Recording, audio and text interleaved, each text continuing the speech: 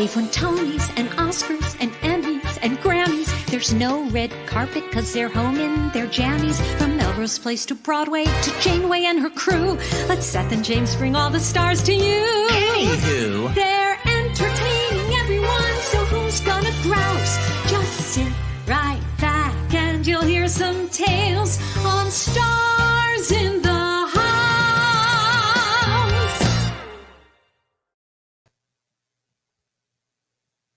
Blessed freedom. Blessed freedom. Oh, James is not with me tonight. He's in Tejas. I'm in a hotel room, not in New York. We're doing a trial separation. No, tell everybody what's happening. The simmering marital tension finally happened. No, Julie. Oh my God, yeah, not that close. Not with this lighting. Julie and I just flew down today to Texas because she's seeing family members from her biological father on her biological father's side. So that's why we're here, and to get away a little bit. But there's a lot to talk about, but we have to tell everyone why we're here. This is Stars in the House. I'm James Wesley, and yes, my husband's over 1,000 miles away, Seth Rudetsky. Hi, Clarence. And we're here for the Actors Fund. Yes. Go ahead, Seth. I was going to say Dick Scanlan's going to talk about it later because they really helped him. So very excited about that. Yeah. Oh, great. Okay, well, here's the amazing news. The amazing news is we raced past, because I know that you and Dick will talk about the Actors Fund and why it's so important, but we've raced past $900,000. We are at $926,995 raised for the Actors Fund. And we're working on a special show that we'll do when we reach $1 million. Do we know what that show is? No, but I know it'll be great. And that'll be coming up, I don't know, 3, 4, 5, 6 weeks. It all depends like how this week goes. And this week is pretty exciting, Seth, because these are all sort of like Seth-centric shows, wouldn't you say? Yeah, so Pageant is tonight, which is the very first show I did in New York. Already starting to cry. It's like so many memories. Okay, so shut down the emotion. Tomorrow night is a game night, my favorite thing of game nights, and that's going to be Elphabas versus the Glindas. It's a wicked game night. Oh, that is so rude. Okay, Julie and I have everyone look at the far right and look at that Elphaba.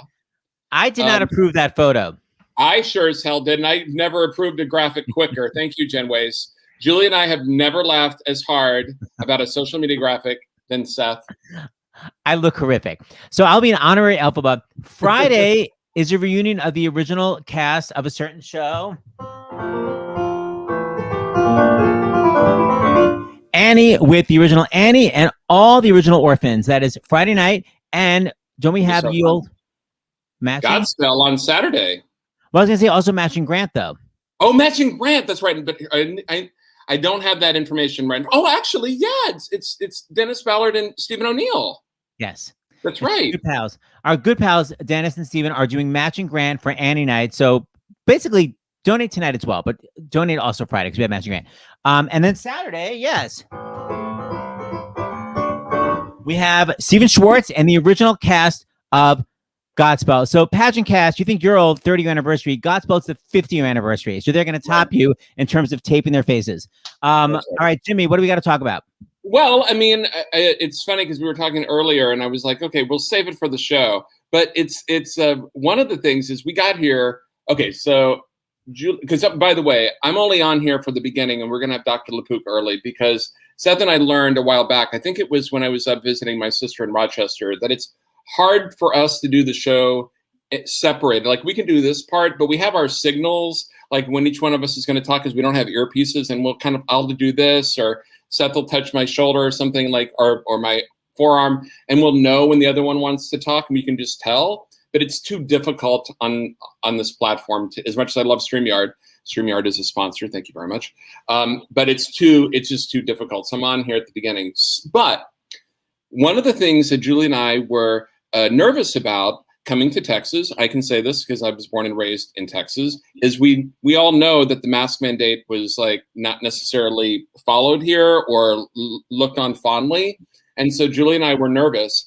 And what I can happily, proudly say as a Texan is that it's been really good. The airport, it was just like we were, I don't know, in New York or California, people wearing masks, the getting the rental car was super easy. Like, and everyone had masks. We went to this restaurant that all the wait staff were wearing masks. We ate Such a outdoors. relief. Yeah, it was such a relief. Hold on, Mandy's barking. 1 second. Okay. So, and because this is Julie, because Julie took this picture. It's outdoors. It's really great setup. But if you're from Texas or from the South, like having real Tex-Mex was a real treat. So I made sure I lost weight before the trip in order to gain weight on this trip. So, and here's me and Julie on the plane. All right. Now, of course, I was going to tell the stuff to Seth. If I had known that he wasn't going to be here, I might as well just take him off. Seth, you know what? I'm going to bring on Dr. LaPook, and I'm going to get rid of you. I'll tell you the story later, offline, as it were. All right. Please welcome to Stars in the House, the chief medical correspondent at CBS News and our show, Dr. Jon LaPook. Playing the role of Seth Sassafras. That's right. I let it go. Okay, Dr. LaPook, we only did one show last week, me and Seth. We had some guest hosts, of course, but we saw you Wednesday night for David's birthday. I feel like a year's worth of science and changes have happened literally since we last saw you in the last week. A ton. I practically leapt off the screen when Nora O'Donnell commented on it. Like, normally I come on and I'm, you got to be serious because it's serious, but I couldn't help myself. My face was hurting from the smiling when Rochelle Walensky announced the change in the mask mandates, which was not based on just serendipity and changing their mind. It was based on science. And people wonder, like, what happened? Why was there the change? Right. So, and remember that this mask off in most places, not in healthcare settings, not in some other, nursing homes, it is for people who are vaccinated for two reasons. One, the data is just coming in now, hundreds of millions of doses. Remember, there were 74,000 people in the trials for the messenger RNA, but now we have hundreds of millions of people. The vaccines are super effective, right? But we knew they were super effective, right? So what's changed now? The difference is that it turns out, and there's a lot of data behind this, that if you do happen to be somebody who's double vaxxed, you're properly fully vaccinated. Hello, buongiorno. And you happen to be one of the unlucky small percentage who get infected. The question was, anyway, how sick do you get? And can you pass it on to other people? And it turns out, even if you do get infected, it turns out that for most people, the vast majority, it's very, very mild. In fact, it's probably going to be asymptomatic. But those asymptomatic people, and I confirmed this with Tony Fauci, I confirmed this with Rochelle Walensky, the head of the CDC, the amount of virus in your body is so small that it's very unlikely that you're going to pass it on to somebody else. That is a game changer, because that means that if you are vaccinated, you don't have to worry so much that you're going to be the person who's going to be a vector of it. You go indoors to a place without masks, and then you happen to be somebody who gets infected, and then you feel fine, but you pass it on to somebody else. That doesn't seem to be happening. At least it's super rare. Tony Fauci didn't even know of one case, but he said that doesn't mean it's not happening. But I have to emphasize what a lot of people are talking about here is, you go inside and people aren't wearing masks. Now, is that because they're vaccinated, or are they unvaccinated and they are just saying they're vaccinated so they can take off their mask? So therefore, if you happen to be, from a selfish point of view, if you're vaccinated, you're protected. You're really very well protected. But if you're unvaccinated, then when you go indoors, you certainly should be wearing the mask. But then you're worried, well, what if the other person is not wearing a mask and they're infected and they're infecting me? So I think especially if you're somebody who's at high risk, you're immunocompromised or immunodeficient, or you're just somebody with a risk factor, you have to think twice about whether you want to put yourself in that situation. But the final good news is the number of people, remember we peaked up at like 300,000 cases a day. It's under 30,000 a day, the latest, like 28,000 a day. It ain't over, but we talked about the beginning and the middle and the end. We really are seeing a light at the end of the tunnel, but we know that this virus can throw curveballs. So we're not declaring victory, but it's feeling really good tonight. Okay, so I have a lot of questions, and Yeah, me I know too. Seth does too, that'll probably extend over the course of the week. Yeah. And it's not to be Debbie Downer, but I do have like a question that there was a New York Times article that was out yesterday or today. And one of the things that stuck out to me, and I know this sticks out to for Broadway performers who sometimes have to take prednisone, and it had to, you know where I'm going with this, was it said that you have the vaccine isn't as efficient if you've taken prednisone. But what was not clear, and I don't know, is it taking prednisone when you get the vaccine, or does it maybe if 2 months later you have to go on prednisone for asthma or whatever, is it not as efficient? Or 6 months before you took prednisone. Like, I've taken prednisone when I performed like years ago, but does it stay in my body? So I did a story on this yesterday for CBS This Morning. So maybe tomorrow we'll lift that. David can lift it and put it. Great. The people who we know. So here's the idea. Let's always go to the extreme. The people we know it's a problem for, or it may very well be a problem, are people who have had organ transplants or they're immunodeficient, meaning it's a special condition where they really don't have immunity. Organ transplants, and they're taking very powerful immunosuppressive medicines that suppress their immune systems. They don't reject their heart that they've been transplanted. They don't reject the kidney they've been given. Those people, because their immune systems are being suppressed, when they get the vaccine, they may not have as robust an immune response. And in fact, when they did a study at Johns Hopkins about it, this is what our story was about half, a little less than half of people had no antibodies at all after being fully vaccinated if they were on these medicines. They had the transplant. So the question was, what do you do about that? Okay. Right. So hold that off on the side there for a second. We'll talk about what you do about that. In our story, by the way, the head of transplant, Bob Montgomery from NYU, who, by the way, where I'm a professor of medicine, had a heart transplant himself. Wow. 2 weeks after he had his 2 Pfizer vaccines, he had no antibodies. Wow. So he ended up, now this is not recommended by the FDA, but what he did was he got a booster with a Johnson & Johnson, and his antibodies went off the wall, okay? The problem is, and the FDA said this today, they are not, so I'm sorry, that's the most severe. Then everybody down the line is less severe. We're not sure what happens if you're taking prednisone while you get the vaccine. It's not months later, it's while you're getting it, does it suppress the ability of the immune system to resolve? People who are on methotrexate, which is a medicine for rheumatoid arthritis or other autoimmune disease, people who have lupus, scleroderma, inflammatory bowel disease, where you can take rituximab or other antibodies that suppress the immune response. We're studying that right now. The bottom line is we don't know, and we here on Stars in the House, we use our words. We don't know what the correlate of protection is, okay? Fancy term. What that means is, fine, you say, I'm going to go get my antibodies checked for the specific spike antibodies that you get after the vaccine. Let me see what they are. We don't know what it means. We don't know what it means if it's too low. We don't know what the number is that correlates to protection. We simply don't know. So the FDA is saying, don't get that checked. But individual doctors are talking to and clinicians are talking to their specific patients and saying, well, I know it's not recommended. We're not sure what to do with it, but you are on these medicines.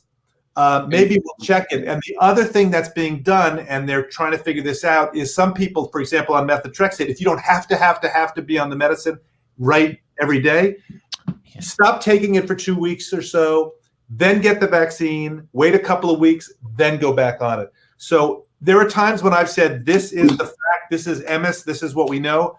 MS. We don't know. MS, it's a medical term that yes. We do not know quite what to do on this. We're flying by the seat of our pants, as we've done so often with this pandemic. But I think it's important to at least say what the issues are.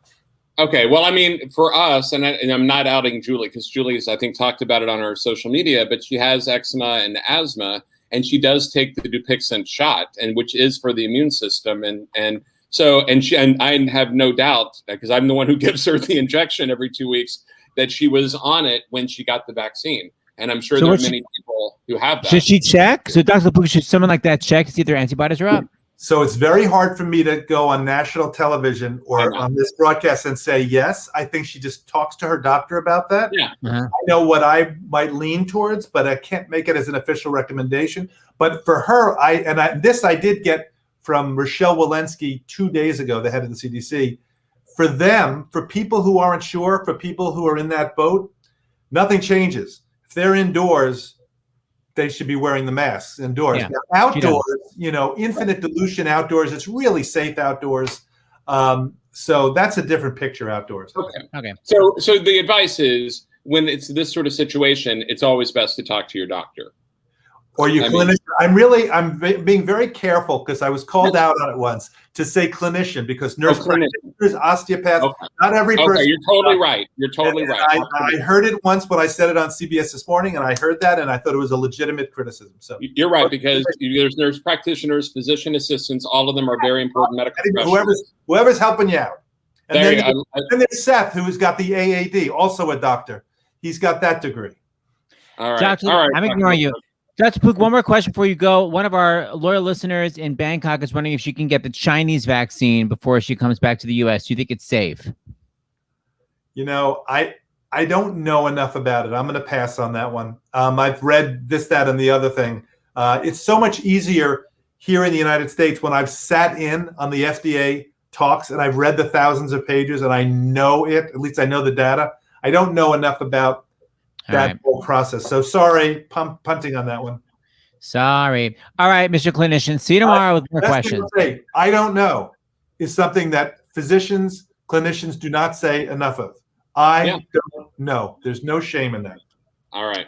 I agree. Bravo for your life lesson. All right. Bye, Dr. LaPook. All right. See you tomorrow. All right, Jimmy Wesley, are you? Well, no, I'm gonna peace out, but of course we did not say, because you left with Mandy, and I still have my list of things I'm going to talk about, but I'll just wait until tomorrow because we got to get going with the show, and I can't wait. But we have to remind everyone, it's at the bottom of the screen.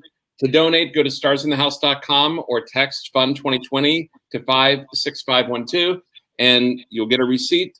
Forward your receipt and your message to donations@starsinthehouse.com, and I'm going to go off and I'm going to watch.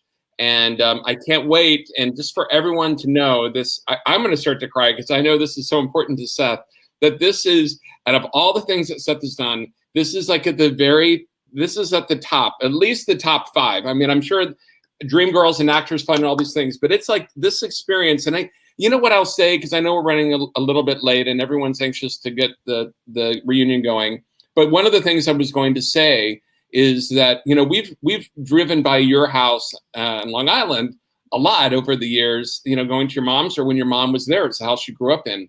And today, because Julie and I got here so early and we got up so early, Julie was asleep. And so I drove by the house that, that Julie spent her first few years in, that I moved into when I was 9 years old, and when there was nothing around. And there is something about our youth, and not that we're old, but we're a little bit older than when we grew up in these houses, and to kind of just have that experience. And I don't know quite what I'm saying, other than I think that the fact that you were so young when it was a while back with Pageant, that it so influenced you in such a positive way. And I've seen these clips that you're going to show tonight, and it just, wow, that's Seth's humor, that's Jack's humor, and it's so exciting and fun and touching to see where it came from, and what you were influenced by. I'm really happy with tonight's show. Oh, you know me, James. All right, honey. Thanks for being here. See you tomorrow. All right. Have fun. Thanks. Enjoy the show. So I'm about to bring out the original cast of Pageant and the director choreographer and the third understudy. Okay, so let me first bring everybody out. So, and I have so many clips to describe a Pageant as. If people are like, we don't know what the hell it is, you're going to find out soon. So first, I will start. I got to look at everybody's name. Oh, there. Okay, so first I'll start with the understudy. Sorry, who became my writing partner. We wrote Disaster together, but we first met. Well, we met before, but we worked together first doing Pageant. Here's Mr. Jack Plotnick. Hello, everyone. Hi, Seth. This is so exciting. I know. I'm freaking out. I love you. Here is the director, choreographer, and I'm going to bring up my signed poster. And Bobby, you autographed it. You simply wrote, Seth, no dancing. Bobby Longbottom. Please welcome Mr. Bobby Longbottom. I never said that. That's a lie. I'm bringing it upstairs. I have it downstairs. You were not a fan of my turnout. The brilliant Bobby Longbottom. Okay. And then why don't I bring out a lot of the original ladies? So let me bring out the original Miss Texas, Russell Garrett. Hi, everyone. Hi, Russell. The original Miss. Now, people don't know this is a pageant, and all the contestants were played by men. In case you're in a state of shock right now, the original Miss Industrial Northeast, Consuelo Manuela Rafaela Lopez, Joyce. Hi, Joe. Hi, and this is my opening night gift from the writers. I love it. They're watching tonight. I was just emailing with them. Please welcome. Where they're Miss West Coast, Karma Quinn, John Salvatore. Hi! Hi, everybody! Hi, Jack. It's not Brady Bunch. Okay, please. And now, Miss Great Plains herself, Bonnie Louise Cutlet, Dick Scanlan. Hey, everybody. Hi, Dick. Hey, everyone. I think all the way from Hawaii, Miss Bible Belt, Ruth, Mr. Randl Ask. Yes. Hello. Hello, everybody. Hi, Randl. Hi. And hi, I'm Mandy. Where are you? Connecticut. So you're in Connecticut, Hawaii? That's a city in Hawaii? No, I'm in the state of Connecticut. Okay, got it. Okay, and finally, please welcome Miss Deep South from Provincetown, Lorinda Summerford, Mr. David Drake. Hello, everybody. Hi. I'm the only one who didn't get the Jolene today. The Jolene. Thank you, Seth, so much for having us. Oh, I'm so excited. Okay, so just in a nutshell, the reason I'm associated with the show is that James Raitt hired me to be the sub conductor on the show, and then I wound up taking over as conductor, and Jack was the understudy. But I'd love to go back how the show was developed. Bobby Longbottom, I feel like you and Russell were the crux of it. So, Bobby, can you describe how everything began? Russell and John as well. We were in the basement of the Schubert Theater in Boston with 42nd Street in our second year of doing the show. And like any good drag story, ours begins with Dolores Gray as well. She was starring in the show. And they were holding auditions for the national tour of Lacage. And a number of the guys thought, maybe I should go in. I had no interest in that, but a number of them did. And they started to put on their face and the wigs. And we were all having a good laugh and said, maybe there's more here. We should put on a pageant and invite the cast. So I went next door to the Bradford Hotel, which is where many shows would rehearse when they were out of town there. There's a huge ballroom, and convinced the owner to give us the room for an afternoon. So in between shows that very next Saturday, we put on this crazy pageant, Miss 42nd Street. And Russell rented a camera, but sadly the battery did not last the whole time. That's when I started thinking, this is really more about character, and let's open this up. So he bought a proper camera. I started staging, and we all, came up with the backstories for these characters. And I think like a month later, we did it again as the Miss Bradford Hotel pageant, which is when Dolores agreed to play the former queen. and she loaned Russell jewelry, I think. So, I mean, I wore one of her dresses. A really early time. And a legendary videotape was circulated amongst every chorus boy and girl on Broadway. And then I showed it to Bill Russell and Albert Evans and Frank Kelly, and they also loved it, and that's where we started. And after many years and a couple of productions and lots of cast changes, endless backers auditions, we found our way to the lovely Blue Angel, which who knew that was sitting there, just, as camp and ready as it could be for us. So in a nutshell, it came out of boredom being in a show too long, and look what happened. So I remember that video. All I remember is maybe it was John doing Sinead turns, and halfway through his wig fell off. Yes. Yes. Yes, it did. Because in the Bradford Hotel pageant, I was actually Consuela, right? I was Consuela at first. And that's exactly what happened. I was going wild. It was Mama Quiero. Mama yo quiero. I was just doing some silly, and I got so excited I started spinning, and the wig went flying, and it was fantastic. Holy cow. Yeah. That was, I saw that clip 30 years ago. Okay, I'm going to show everybody. This is just a little intro to kind of show people the essence of what the show was. So take a gander. And by the way, just men, one of the comments I just saw was such a bunch of handsome men on screen. So y'all still got it. Just saying. Here we go. A Super Bowl swell, the Oscars all right, but nothing compares with Glamorous Night. We are natural born females, and we're proud. I always strive for charm and grace, for I am Miss Deep South.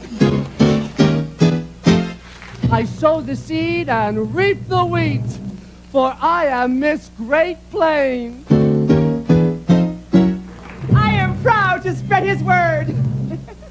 I'm Miss Bible Belt. I'm a button-busting Lone Star gal, and proud to be Miss Texas. I'm free, I'm me, it's meant to be, for I am Miss West Coast. I'm the pride of progress, Miss Industrial Northeast. As in a real beauty pageant, these contestants must compete in such categories as evening gown, swimsuit, product spokesmodeling, and talent.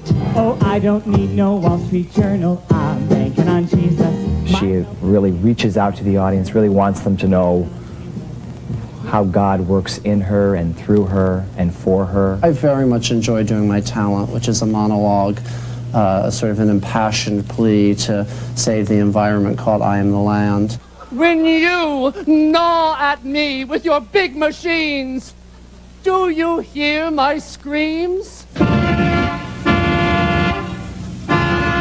I hate to think of Karma as a dancer, but somebody who probably took a couple of dance lessons, maybe, just enough to get by. There's something so ludicrous about a 170-pound guy in a white spandex suit. I mean, I look like a sausage casing. Things really get fun when 5 judges from the audience are picked to decide who will be the next Miss Glamoress. Miss Deep South Lorinda Salvatore! I mean, we use this T sentence for the show, pageant. Let's face it, looks are everything. Well, she takes that seriously. It's fun to play the end of the show. They sort of allow me to be a bad loser if I lose, and that's fun. Yes, thank them for that something extra.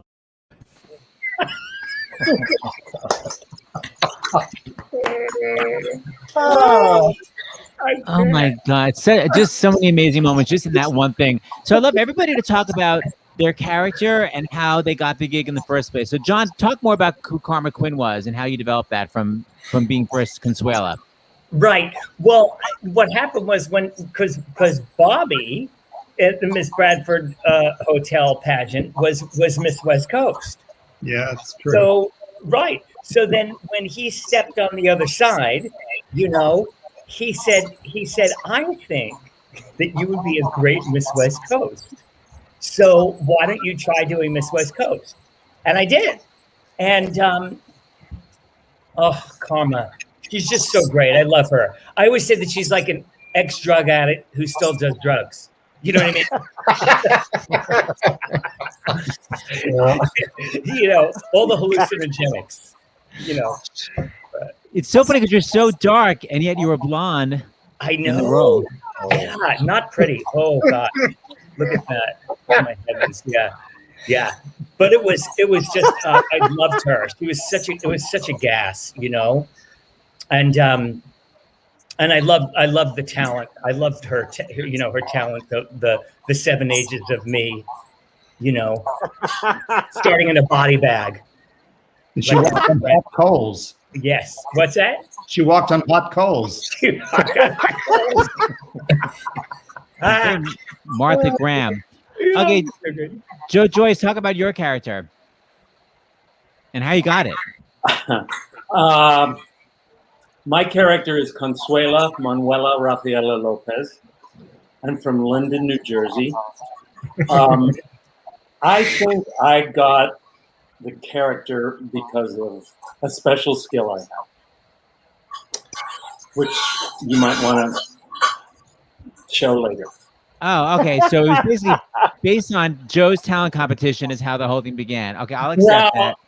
I do a pretty good Hispanic accent, but I really think it was the accordion that clinched it. Did you audition with your accordion? Oh yeah, I was so nervous playing for Bobby. Was it your idea to bring your accordion? Did they say, "Ooh, by the way, do you happen to have an accordion?" I'd done the first national of La Cage aux Folles, and I went in for something for Joe Abaldo, who was our casting director on Pageant. So the first production, he saw me audition, and he looked at my resume and he went, "You did La Cage and you played the accordion? You have to audition for Pageant." And at that point, I was like, "No, I've done one drag show. One's enough." I went with a friend to see that production at West Beth. It was hilarious. And I thought, I made the biggest mistake of my adult life. Luckily, it was brought back to off-Broadway. And so I knew going in, auditioning for Bobby, that Consuelo played the accordion. Wow. Oh my God, so fortuitous. Okay, Russell Garrett, as we were saying, Miss Texas. Wow. Were you always Miss Texas? Yeah. I always sort of played the slick professional pageant girl. And I'm not from Texas, but both of my parents and a lot of my extended family are from Texas. And so maybe that had something to do with it. But you'll notice that all the other contestants are from regions. I'm the only state represented because Texas is its own region, just so you all know. And yeah, she was just always her name is Kitty Bob Ames. Her daddy had a lot of money. So she was decked out. She had great costumes and jewelry, and she had a slick act that wasn't very good, but she did it well. You know, she had a lot of props, and whatever she was given, she just did it in a very professional manner. So she just always assumed, and she always won every pageant she was in. So she just assumed she would win every single pageant. And I remember the introduction was she had a dance instructor flown in from New York. Yeah. So gross. Only the best for Kitty. Here's Kitty and Miss Great Plains and Bobby back in the day. Look how cute. Oh my God, Jack, that's you. That's Jack. Yeah. That's Jack. I didn't even recognize you. That might be closing night, guys. Yeah. That was Jake. That was your closing night? I think it was the show's closing night because Jack, didn't you play Miss Texas their closing night? And Bobby, that would have been Russell if he was a foot taller. Sorry, Dick. Go. I remember Bobby that last because we closed rather suddenly. I remember Bobby, you came back with your camera and you were like an 8-year-old boy. You were so beautiful, and you were like, "Can I have my picture taken with you, Bonnie?" You were so dear. Not that you're not always dear, but you can be tough, as you should be. You were adorable that night. Oh, I love that. What a great picture, man. Okay, so we did Miss Texas. Okay, well, Dick Scanlan, since you're talking, how did you get Bonnie Louise Cutlet?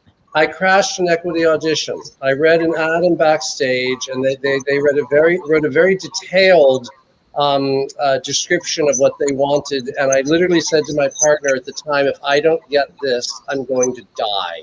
This is the thing I've been waiting for." So I crashed an equity audition, and Bobby had us all sort of promenading, and you were very frustrated, Bobby, because everyone was camping it up, and you kept screaming, "You're sorority girls, you're virgins, you're 19," and then you stopped and you had me do it for everybody, and we all know it wasn't because of my dancing.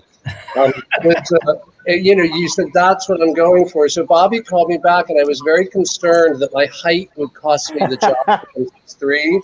So I made a friend of it, and I wore very high heels, and I affixed a little basketball hoop on the back of the upright piano. You had to bring a talent, and my talent was basketball. That's what it was. I'm not from the Midwest. I don't have a rural background, but Bobby really saw me as Miss Great Plains. I didn't when he cast me, and he turned out to be exactly right because she's the character who uses her talent time to make a political statement, right? She really goes out there and she means it. She's sort of a very well-mannered activist. And that's kind of how I like to think of myself. I'm actually very politically conscious, and very politically concerned, but I'm also rather well-mannered. So we were a good fit for each other, Bonnie and me. And I'm very grateful to Bobby for casting me, and I love you all. Dick, you're leaving out another reason why you got the role. Didn't you bring something else to your audition? Yes. Well, that is a slightly apocryphal story, but when I got the part originally, I did not. A few years later, we were doing the big production that we're here celebrating, and we had to come in for the final callbacks, right? And I had a Christmas party, and Bobby, you were at the party, and I had all this leftover food, and Bobby said, I dare you to bring that to the auditions on Monday as Bonnie Lou. So I did. So it would make a great story that I baked them, not knowing anybody. I actually had an invitation to do so. Unfortunately, Bobby did not tell Joe Baldo. He had instructed me to do that, and Joe Baldo yelled at me rather vigorously when I burst into their meeting before auditions. He was like, lemon bars. He was like, Dick, out. We're meeting. So drop the lemon bars and scurry. It's a meaner ending. Okay, Randl asked, Ruth Ann Ruth, Miss Bible Belt. How did that happen? Well, I had been in a fundamentalist cult, basically. It was a fundamentalist ministry for... Oh, no. Wait, right on the button.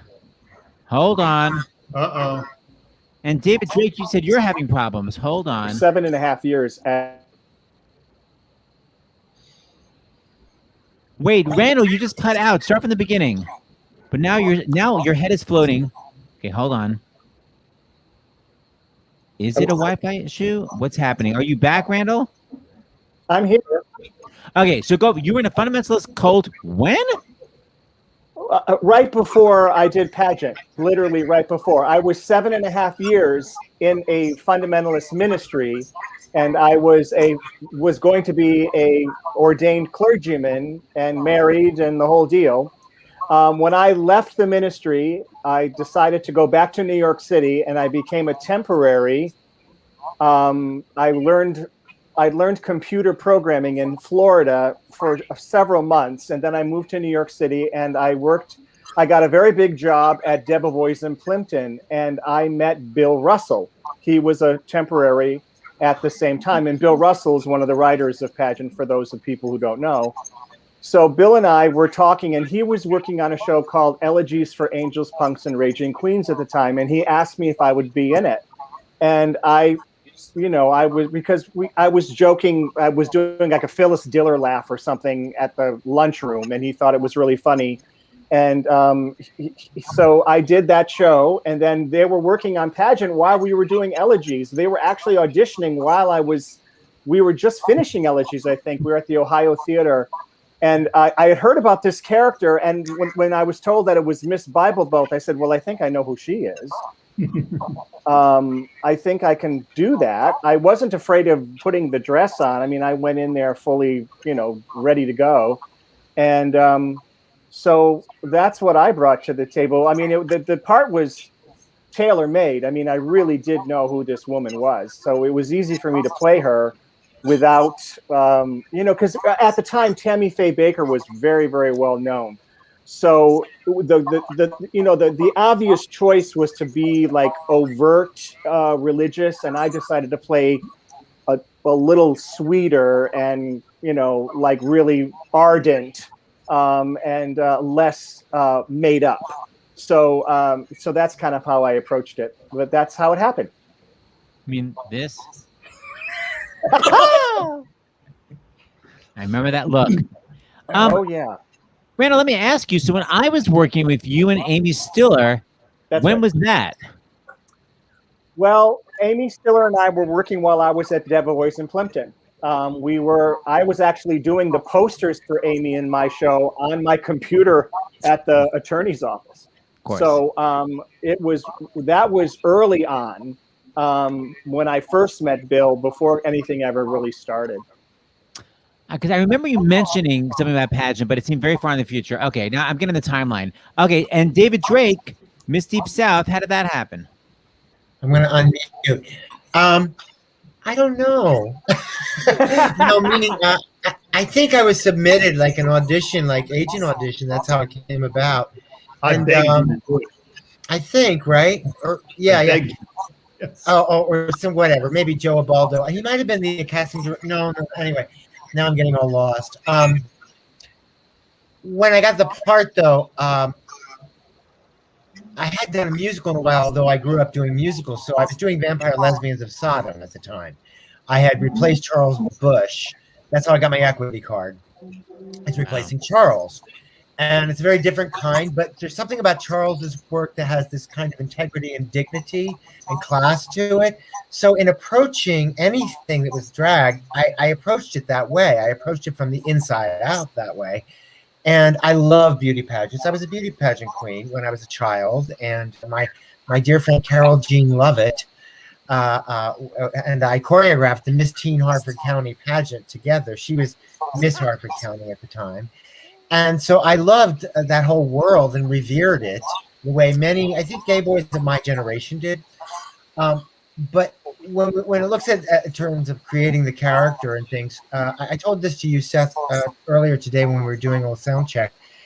And it really, I was thinking about, we had a little reunion which sparked this whole thing that we're doing tonight, just because it was the 30th anniversary. And Bobby was like, I don't know where you came up with that reading for this and blah, blah. And I thought, I don't know either. And then I thought, no, I do.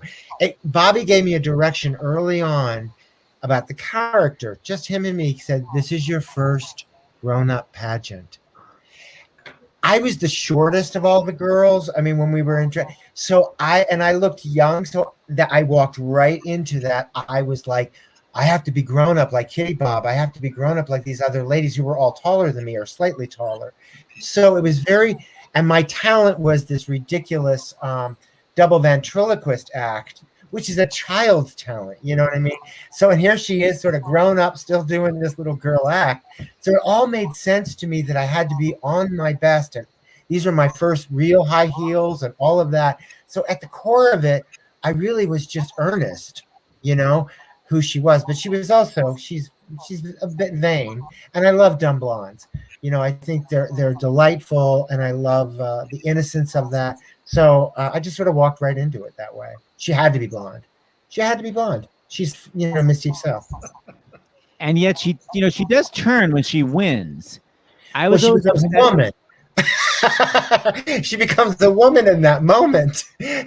Suddenly, like, okay, this is how it feels when you can win. And like those, you know, like if she's not careful, she could easily become a mean girl, you know. So she's right on that edge. She's walking on that edge before, and then once she steps over, it could be bad. You know, sort of like the Landers sisters. You remember them from the Oh 80s? Yes. She's very much like, oh, I want to grow up to become a Landers sister, like Audrey Landers or something like that. So those kind of girls she wanted to be. It was all about aspiration. I mean, too, because that's part of the character when you're acting and you're competing, you're aspiring to be the queen. You're aspiring to be this great representative of this, in this case, a company of glamorous beauty products, the ultimate beauty, Miss America, all those things. So that it's aspirational all the way. And so it was all very easy the way it folded into Lorinda's backstory. Of being a sort of spoiled child, but like the prettiest girl in the family. And, you know, I see them all the time. I just saw one on a TV show the other day, a little girl with a big bow in her hair, and her two little brothers were dressed alike, and they were in the Deep South, and they were buying a house. It was a makeover show, and I thought, oh my God, Lorinda is alive and well and on that hometown makeover show. Anyway. Yeah. There she is. Yeah, there she is. Lorinda. And then, yeah, the guy that did our wigs, we did a kind of Marilyn look on it. So, you know. Oh, so stunning. Lazaro. Okay, and Jack Plotnick. So when the show opened, Jack, you were not involved. I was an understudy music director, and I took over. Jack graduated Carnegie Mellon, and I was really good friends with Eric Woodall. And Eric said, my friend Jack is auditioning for pageant. Can you coach him? So talk about that crazy transition. Yeah, no, I went right from college to comedy college by getting to watch this show that blew my mind and these performances. And and I mean, how many times did I watch the show? I don't know, but I laughed hysterically every time. But I got to study these brilliant performances and get into their heads and learn why they're doing the choices they're doing. And I certainly, when I went on, I didn't have to invent anything. I just wanted to recreate these brilliant moments that they had come up with. But the song I did was New Girl in Town, at the TV show Alice theme song. And Seth really, I mean, you helped so much because Seth came up with the idea of doing a kind of a different woman on each line of the song. Wasn't that you? Yeah. So I was like, make this one a little Bible Belt, make this one a little Texas, so it kind of showed that you had the different range. Bobby, do you remember Jack auditioning at all? I do. He was unbelievable. He fit into every role like a shapeshifter. And he was so beautiful. He really could take on the posture of each one of them. I think he's the best swing understudy ever. Oh my God! Thank you. Absolutely fearless. Because these guys were great. I mean, every single one of these guys. And not only did they create great characters, but they held on to it. They ignored the laughter and the wave of coming from the audience. They played it as if they were really in that ballroom in Cincinnati somewhere. And that's what kept the show together. And Jack fit right into it. Yeah. I love that. This is Jack. It's just two of the characters. Oh, yes. I love being Lorinda because you're right. Her wig is friggin' gorgeous. That Marilyn Monroe. So you had your dress, the opening dress that you just saw me in. You kind of had your waist higher than any other waist was built into that dress. So really, when you wore that dress, it really kind of did something to your body that was really magical. And so I love getting to be her because I also believe when I'm playing her, I think she thinks she's the prettiest one. And so you get to feel like you're the prettiest one just because I feel like it's built into the way you built that character. Yeah, you wanted to. Yeah, I mean, it gives you something to work towards the whole time. Makes it very active. It makes it all very active. I'll tell you, who's not the prettiest one. When Jack and I did Halloween in Hollywood around a year later, and I was a cowgirl. So that didn't work for me. Just in case you're wondering. But you had good legs, Seth. Thank you. Look at that line. So what I want to talk about with everybody and show clips from is, and by the way, I keep forgetting, we're actually getting donations. I should have somebody read them soon, but just keep the donations coming. I'm gonna have you guys read, but you donate at startsnows.com. Actually, before I do that, Dick, why don't you just talk for a second and tell people why the Actors Fund is so important? Because a lot of people don't really know what the Actors Fund does. It's just sort of a generic name. But how do they specifically help you? Well, they help you in whatever way you need help. And specifically, as probably Randl, you'll remember, when we got to Japan for what was the last leg of the show for us originals, if you remember, Randl, my feet were really bothering me. And it was really the beginning of a very serious health decline because of AIDS. And I got back from Japan, my feet just got worse and worse. And then my entire health began to really unravel. And I went to the Actors Fund's AIDS initiative, and they really helped me keep my apartment. They helped me keep my insurance in those times. They even, probably the biggest thing they did for me is they looked at my finances and they said, your earning is off because you're sick, but the big problem is you don't manage your money well, and you've got to come in and take this incredible money management class that they still offer, Money in the Performing Artist, that literally transformed my understanding. It's a deep approach to money management. And this was long before I became a writer and began to generate, significant revenue, so that when that happened, I knew how to handle all that. So they really, first of all, they kept me alive. And then they actually, while they were keeping me alive, they taught me how to live better. So I've done a lot of fundraising for them. I've had so many friends with substance abuse issues, so many friends who've had insurance lapses and get diagnosed with cancer, people in career transitions. During COVID, they've been astonishing. They are there for you if you're in any way involved in the entertainment industry, too. It's not just actors. If you're involved, they're there to help you. And they're pragmatic, they're compassionate, and they're effective. So all you need to do is go and say one four-letter word, help, and they will. But you can't do it unless people donate as much as they can, as often as they can, because it's really just about as good a not-for-profit organization as I've ever encountered. I love you saying that. If anyone needs help, you go to actorsfund.org. If you could donate, go to starsandhouse.com. And Dick, go to the private chat right now, and you can read one of the donations, and I think you'll be pleasantly surprised to see who it's from. Oh my goodness, I didn't even know there was a private chat. Let me see. Private chat. You mean comments? No, private chat. Are you on an iPad or a computer? Oh, I see. Oh, yeah. Randy. Oh, goodness, that's fantastic. That's beautiful. Thank you, Randy. Thank you. Randy, God. I'll read it out loud. It says, cheers from the first standby to get to dive in the deep end with the glamorous girls of Glamorous. And boy, was he beautiful, man. You all were true queens, and I love my time at the pageant covering the 6 divas. I learned from every single one of you. I agree, especially how to be a sore loser, Russell. Glad to see you all together tonight. Randy Salvatore, $100. Thank you, Randy. Yes, thank you, Randy. Thank you. Oh. Glamorous girl award for Randy. He was beautiful. One of the things I want to say is that part of the fun of doing pageant was getting to the show.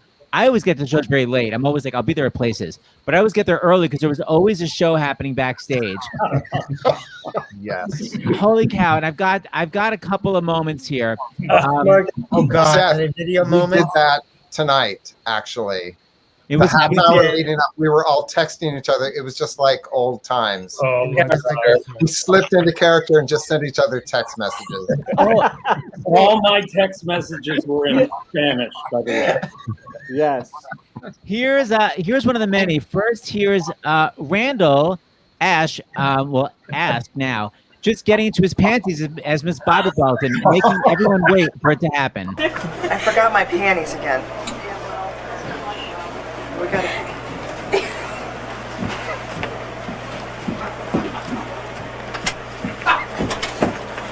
I got it. It's there. Loretta. We'll get it. Loretta, I got it. I got it, Loretta. He's gonna get in so much trouble. We are.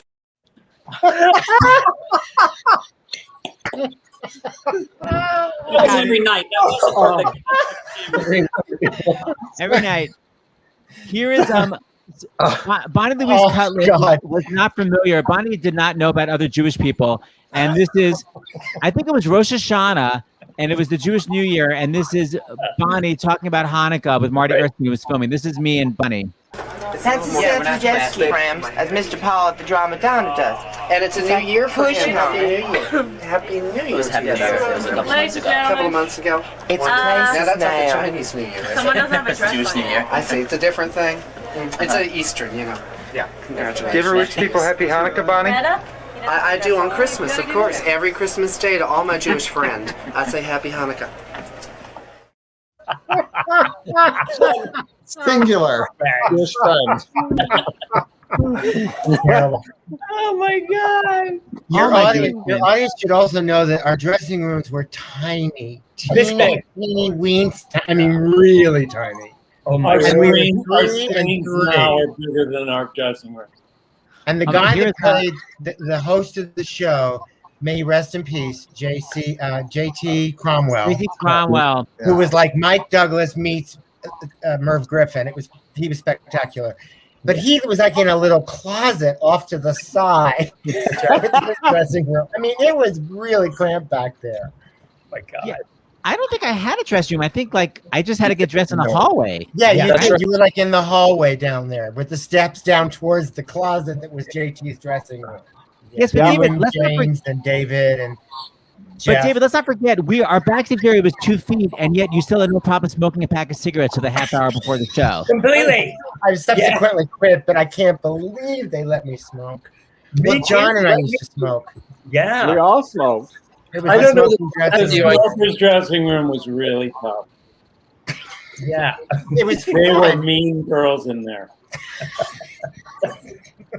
I think Lorena was friendly. Watch this happy. By the way, I'll say that everyone was always in a good mood. It was always Kitty who was glaring because she was the only one that had been to the pageants and was not in the mood. Every camera shot over to Kitty is glaring. And did I hear you say you wasn't meeting me here today to meet you in your mansion in the sky? Come on, Bonnie, sing along with me.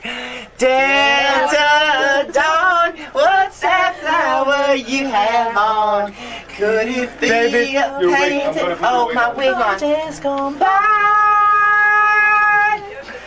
She was taught me so much about singing with the diaphragm. Bonnie's gotten so much better with his singing since I have found my pushing on your diaphragm. diaphragm. Has Lorinda help you find your diaphragam? It will change everything for you. They teach it to you at the Drama Diner. All the I need girls to here find use one. diaphragms to sing. Gerardo. I guess you just sing naturally.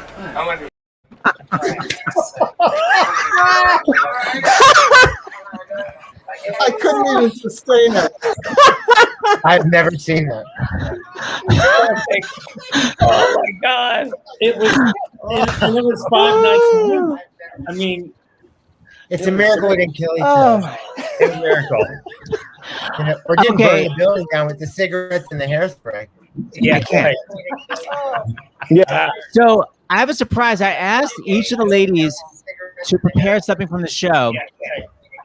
So, David Drake, I'll start with you. Where is it? That echo is going to drive me up the wall. I don't know where it's coming from. Wait a minute. Is someone watching it on YouTube at the same time? Because that's what it sounds like. There's like an echo, like someone's watching it. No? So mysterious. All right. All right, David, we're going to start as you. Hold on. What's this private Jesus. chat? Okay.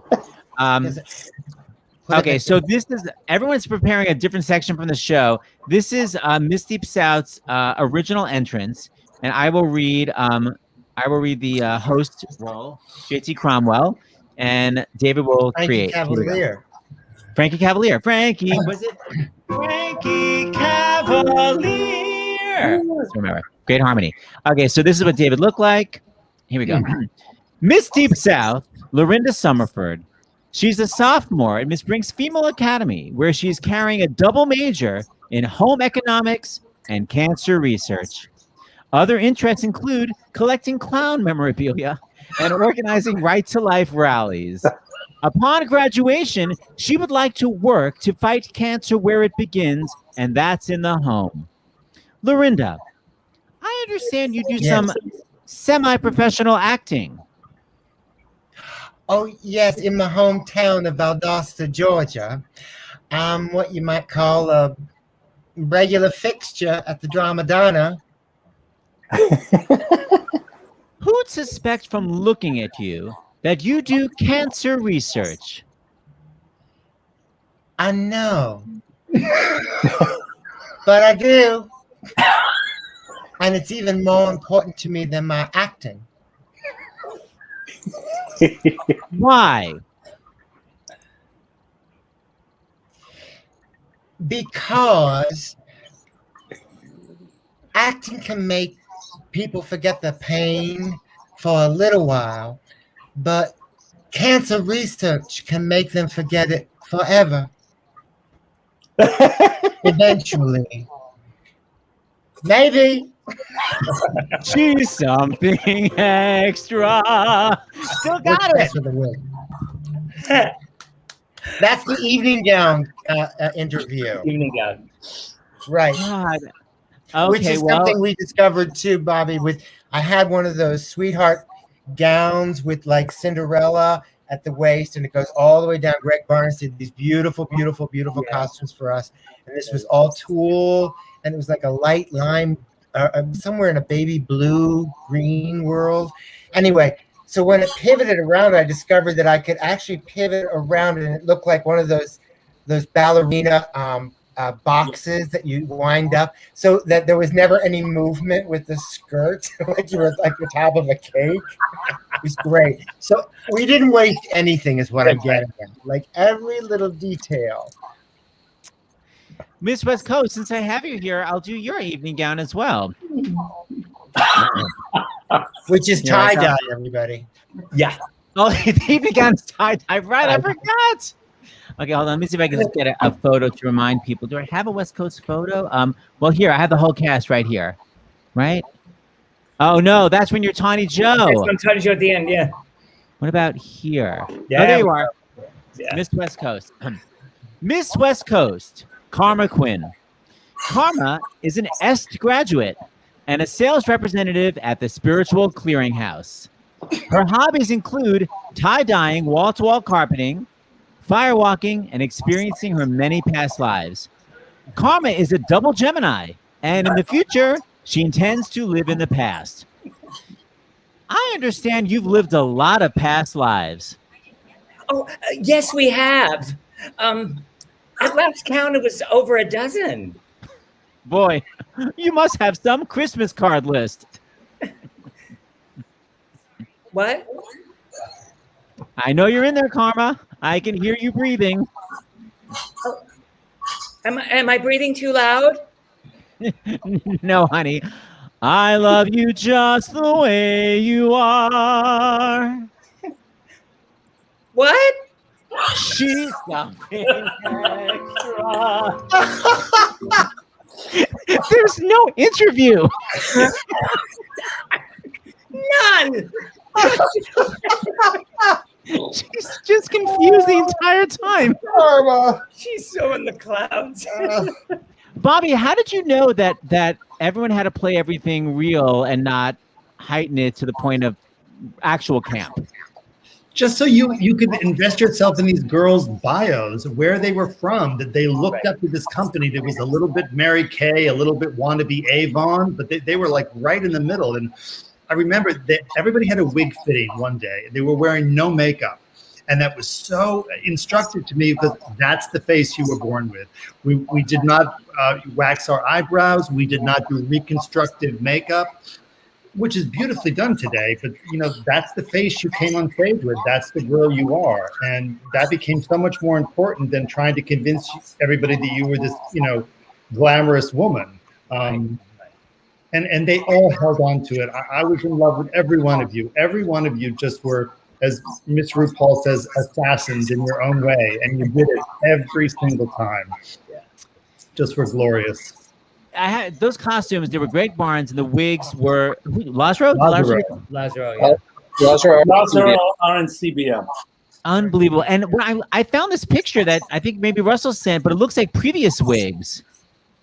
Oh, that's actually Japan. 2 years after we closed in New York, we took the show to Japan, and 4 of us went, 4 of this group, including you, Seth.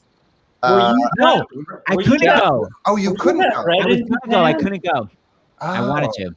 Well, I had a different wig, and Randall's was slightly different. It was actually Keith Allen, who was our swing, had done Lacage, and he stole some wigs from Lacage. Of course he did. And of course he did. And he pulled this thing out of his, traveling bag and shook it out and said, "This is going to be your wig because this is going to look great on you." And it was the strawberry blonde, thing, and it was great. So I had a different look there. Seth, I have a picture of you in the costume and the wig that Keith Allen borrowed. That's me? Yeah, I sent it to you. Wait, I'm in a Keith Allen? That's the Lacage dress and wig that he... The blonde one where I'm in the 3 different outfits? No, the brunette on the stairs. Sorry. Hold on. No. That's the one I have already. Hold on. I'll find it. Wait. It's the brunette wig? I saw this horrificness. Oh, my God. Look at the left. That hurts. Okay, so and by the way, there was always some flirtation between Miss Texas and the conductor, I think, as you can see from this photo. A little bit. Yeah. Yeah. She liked to pull him close to her bosom. Exactly. Someone's trying to enter the studio. Hold on. Hey, David, why is someone trying to enter the studio? Who's that? Hold on. We don't have anybody new joining. Me. Oh, no. I got kicked out. I don't know what happened. You got kicked out. That's very weird. Okay, I want to go back to these videos that I have. This is another backstage antic. Bonnie Louise was always very heartfelt and loving and thought she had a true friendship with Ruth Ann Ruth and would always wind up I think Randall got cut. Hold on, let me bring Randall back. Hold on, he's coming back. Is this? There we go. Hi, Randall. So this is post pageant when this would always happen backstage. Bonnie's trying to get in touch with Ruth. This is one of the many phone calls they would do. This is her. I looked up every Ruth Everett from the film book. It's been so many years. She's probably married. It's a different name. Hello? Hello? Yes. Ruth Ann, it is you, Ruth Ann Ruth? Yes. It is Bonnie Louise Cutlet. I'm sorry? It's Bonnie Louise. Ruth, how are you, dear? Who the hell is this? Sit down. That zany sense of Oh, Lord. 6 years have passed since a glamorous pageant. I can't believe this. I'm an engaged girl. Finally. I hope Ruth will be my maid of honor. Hello. Hello? Hello, Ruth.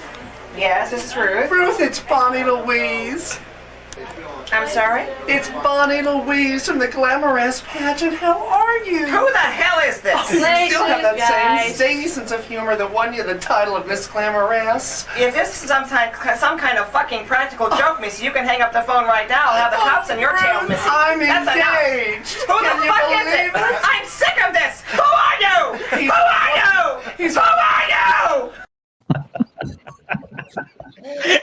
Oh my God. Oh no, he missed it. Oh. I'll send it to you, Jack. Why is it so? Why are you screaming in panic? But people have to know this was a nightly thing. Nightly, backstage. yeah. Nightly, before, after, during. And it was always funny. It was always funny. Yeah. Listen, I have so many clips to show. I'm showing another one. Like, this show's gonna go long. I'm just too obsessed. This is a whole sort of review where you have a lot of clips from the show, and it just what I love, Bobby. I love that the opening number is so unapologetically that everyone is like 6'5". I love that everyone just moves forward in natural born females. It was such a brilliant idea not to try to make them demure. They're giant. I mean, was that your idea to just be like, here they are up close? Here they are. And that lyric is filled with double entendre and stuff, but they just played it completely straight. I said, play it like it's the Pledge of Allegiance, you know? Right. So honest. Anyway, here are lots of clips. You're going to love this. Take a gander. Salvatore before, and this is Jon as Miss West Coast, Karma Quinn. Their beauty secret is makeup.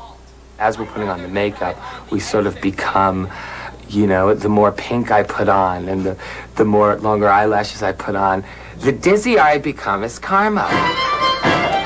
There are 6 contestants in pageant, and just like the real thing, there's an evening gown competition, swimsuit, and a talent showcase that borders on the bizarre. The contestants are also vying for the job of spokesmodel for the Glamorous line of beauty products. That's why Glamorous invented Smooth as Marble Facial Spackle.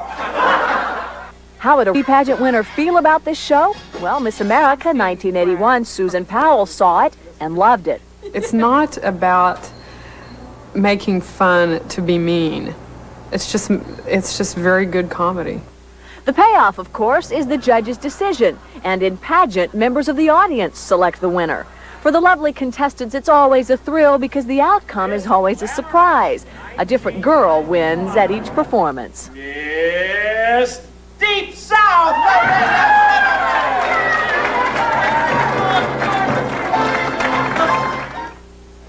Pageant has become very in with the in crowd in New York. Not that we would know anything about that. Stars like Madonna and Paul Simon have been spotted in the audience. Yes. Yeah. We were so hot, actually. It was amazing. Well, Russell, talk about that little moment we just saw where Miss Texas would lose. How did that develop, the outrage? Well, I never saw it as outrage. What happened was it came from a very real place, because when we did the original showcase production down at River West back in the fall of River West, yeah, back in the fall of '86, and John and Dick and I were a part of that cast. We started performing the show, and I just won. It was like the judges that were picked from the audience, I kept winning. So I just assumed, oh, this is how it's going to go, right? I'm the foregone conclusion. I'm the winner. So the first night I didn't win, it actually took the wind out of my sails. And I just remember my face sort of stopping. I was like, what happened? And then you could hear the audience clock that. You know, they started laughing, and I was like, Ah, okay. This is interesting. And Bobby and I talked about it, and then we're like, yeah, let's go this route. Let's develop this a little. So it was a matter of her not being so much angry about losing. It was just that once she lost, and then we had to go through this 5-minute finale with a number and a reading of a pledge and all this kind of stuff. Miss Texas just shut down. She just stopped playing. And it was basically 5 minutes of marking. You're totally right. It was not outrage. It was the most low energy. Like, you did all the steps, but you would do when you would cross the front of the stage, you would stare down the judges. Oh yeah, because it was their fault. So that was the great thing about the show, was it was so presentational. We played to the audience and we played to the judges. There was no fourth wall. It was an event. And so we were off stage when the judges were picked, but then right before they voted, we would turn around so we wouldn't see the votes, but we could see who the judges were. So of course I was just like zeroing in on, okay, that judge is there and that judge is there. So yeah, if I lost, I would pick one of them and just let them have it for the rest of the show. And one night it was my own mother. My mother down front with a table full of men, and we made her a judge, and I didn't win, and I crossed the stage. She was right below me, and I just glared at her, and the entire table of men fell over laughing because they knew she was my mother. I had that little winning moment. You see your face fall, and then David, it's a close up where you literally you become not evil, but you sort of become a woman. It's such an amazing moment. Miss Glamorous 1991, Miss Deep South. The show is good, silly fun, but obviously there's a message here. The eyebrows are that just happened in the moment, much like what Russell was just talking about with his experience with losing. It was like, oh, now I am grown up. And I don't know, it just happened. And I didn't push it too far. Bobby was really good about keeping us on track. Yeah. And he didn't. We played around with who would be the sore loser briefly, but it really only worked out best when it was Russell, so that it didn't look. We didn't deflate the joke. We could have one character tweak that idea that we're always looking for, but we couldn't, deflate that the balloon that we set into the air with that. And we did have to go through that. We had to all know all these different patterns in case you were second runner-up or first runner-up, and with mirrors on our backs. Oh, but also you'd get all that makeup on, and Miss Texas, that's when you would literally purposely spray the hairspray in the winner's face. I remember. Yeah. Well, that was like the last image before we took our bows. We had to run up and congratulate the winner. Oh, right. Well, Kitty was not really into congratulating the winner. So she looked at the prizes that the winner won, and there was a vanity full of makeup and products, and she found a hairspray canister. So she just shook it up and she applied hairspray on her hair. It's just her face got in the way.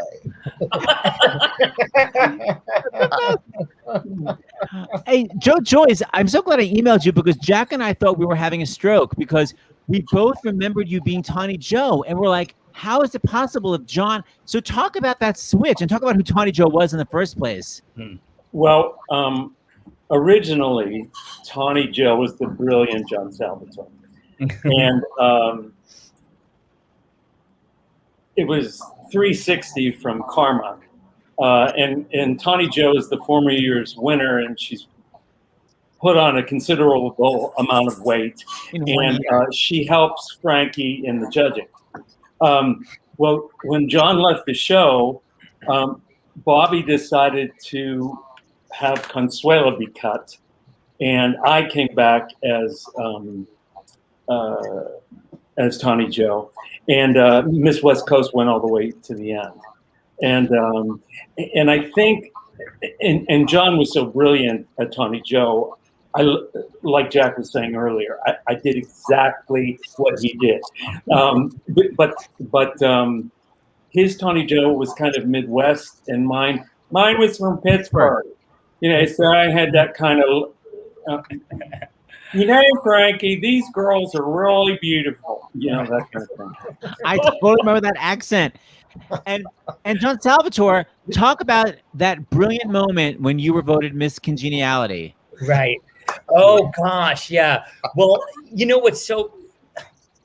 It really is brilliant. I mean, because in the beginning of the show, it said these are the finalists of the Miss Glamorous pageant. So you think that that's it. You think that that's it. Like these girls are going to go.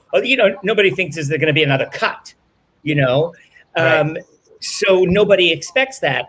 And then right before. Right. So then near the end of the show, what was the line? They said that it's the girl that the other girls would want to be best friends with if only they had the time. At the time, right?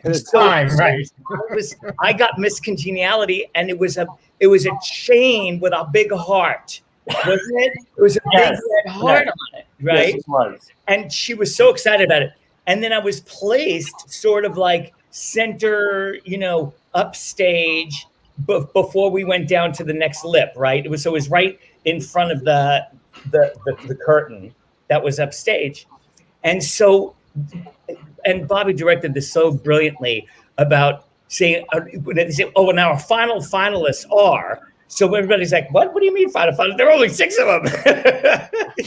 So he said, they rattled them off. 1, 2, 3, 4, 5. Miss Texas, Miss Industrial Northeast. Here are our final finalists, and it happened so fast. And as he's announcing the final finalists, the curtain just.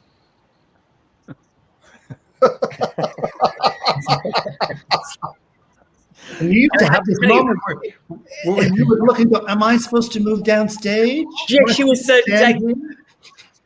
she was just very confused. And I have to tell you, it was one of the easiest things I ever. Everybody says what a brilliant moment it was. And it was the easiest thing to do because we were smiling so hard, for 90 minutes that just to relax.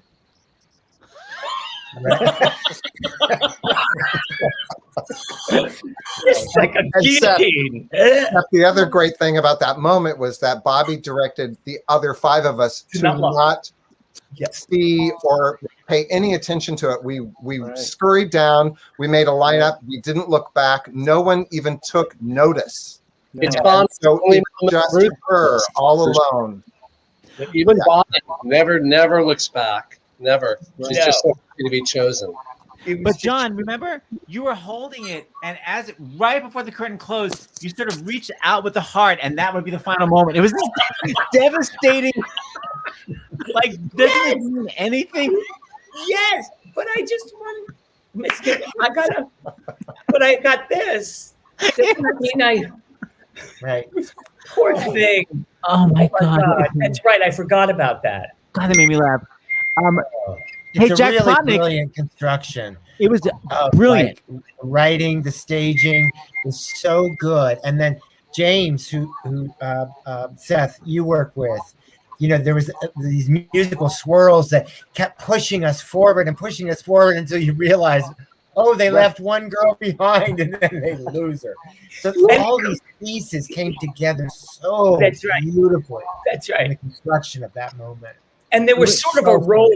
There was sort of a role in the audience, wasn't it? Right. It just kept going and going. Yeah. Like people were sort of like in disbelief.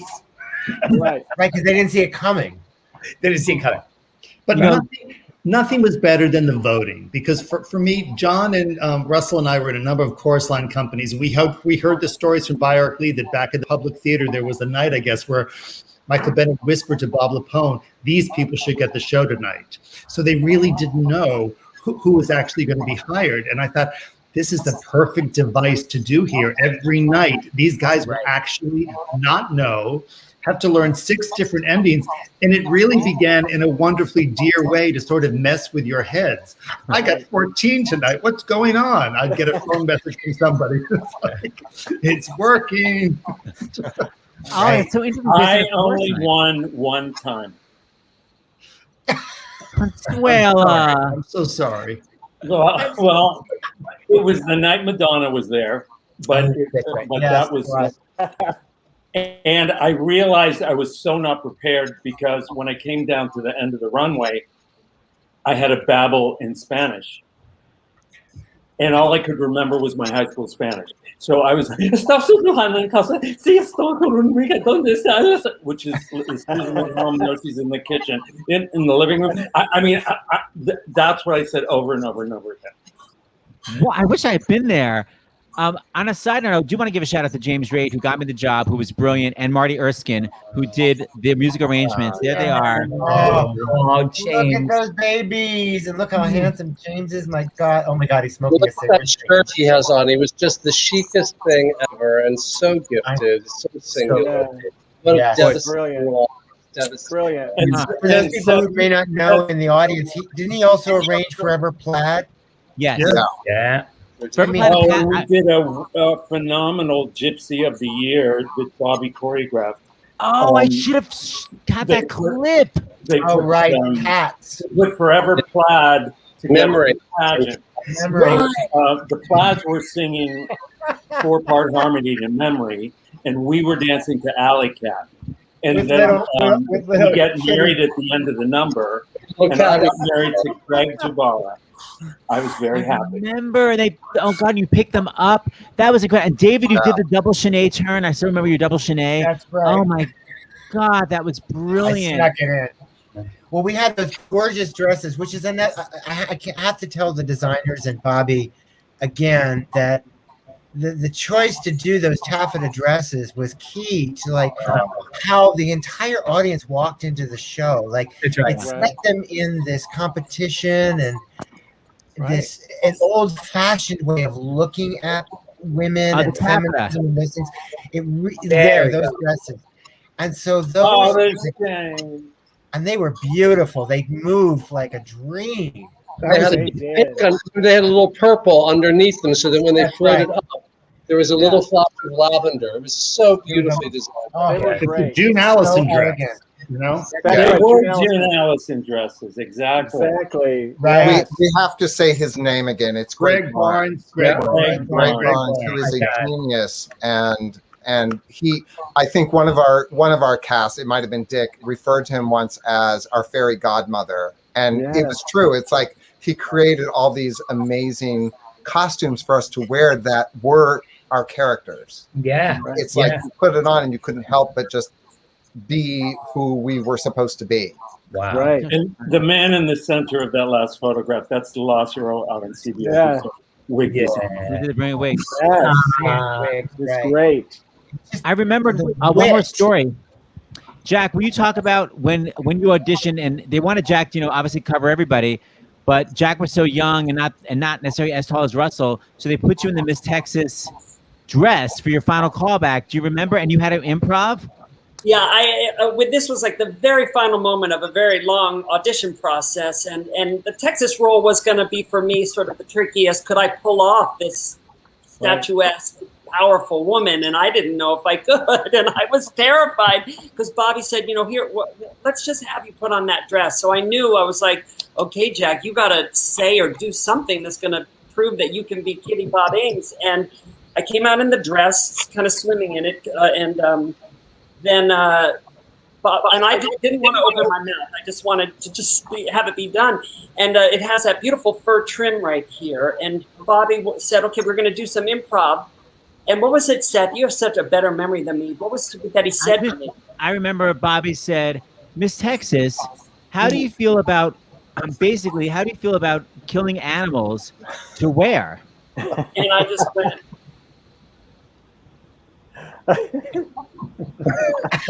you really had a fur collar. Thank God. And he said, okay, I think you might have offered it to me right in that moment, but that was the end of a very stressful and wonderful experience. How did you get away with you covering 6 roles? How did Equity let that happen? Really? Those are the days. I don't know. Hey, Russell, speaking of Miss Texas, let's do our beauty crisis call.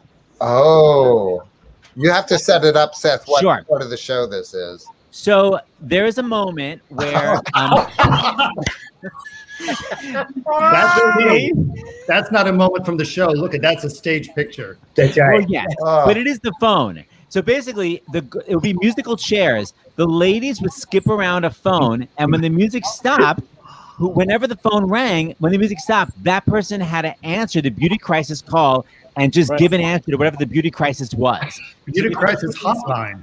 The beauty crisis hotline. Beauty crisis hotline. Beauty crisis hotline. So I'm going to give the ring. So Ms. West Coast, here it is, walks up, and she answers. Oh, beauty crisis hotline. How may I help you?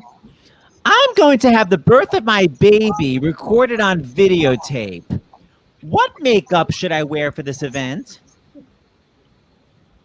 Well, you wouldn't want to wear anything shiny or with glitter in it that might reflect in the camera.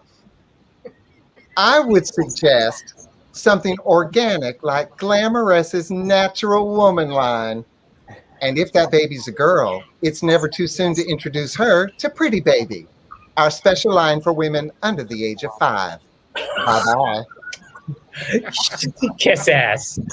It's so hilarious. And it's women under the age of 5 is so brilliant. But she's so perfect. She's gonna name the company as many times as possible. Yeah, she knows what side her bread is buttered on. Oh my God. And we'll go right to the next phone call, which is Ruth is skipping around, and suddenly the phone starts ringing.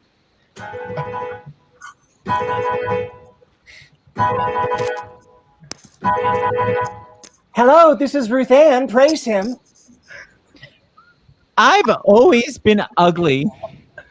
Even plastic surgeons have given up on me. My life is unrelieved misery and pain. I want to die. I know. Well, first of all, stop your whining and count your blessings, young lady.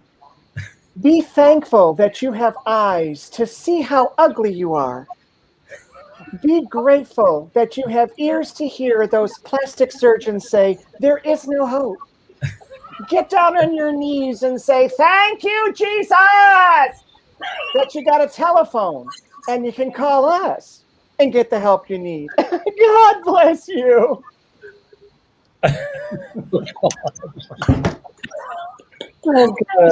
She's a monster.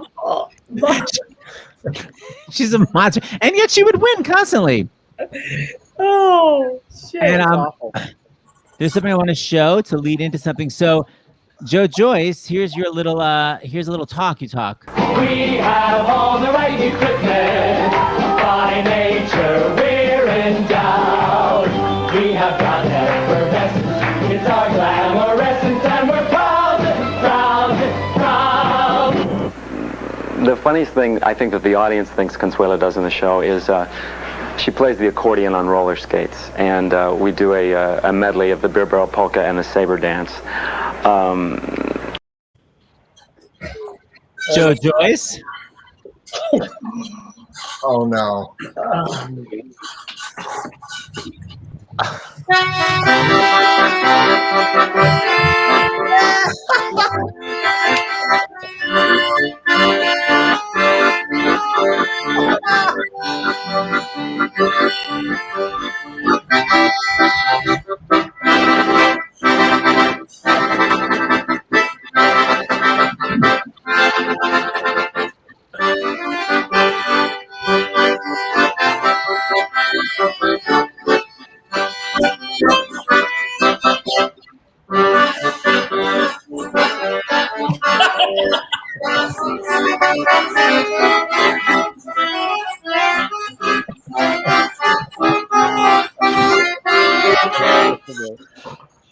it. Still got it. Oh my god. Unbelievable. Oh my god, you quote unquote still got it. Okay, I have a couple more clips I've got to show. This happened at the very end of the run. You know, I was always obsessed. Whenever there would be any put in rehearsal, I was always literally dancing the other girls' parts, as Bobby would know, hence the no dancing. But I was obsessed with the show. I knew all the choreography, and I was dying to be Lorinda, but of course, Lorinda's not Jewish. So Jack and I made a video. Basically, I have two little highlights to show. Jack, I don't know how long it's been since you've seen this. I was just watching it today for the first time. It's basically Lorinda pre-nose job. And she just lost it. I have two clips I'm going to show. This is right when she just lost a pageant and she doesn't quite know why. And she calls her best friend to ask. It's me as Lorinda and Jack as her best friend. This is many years ago.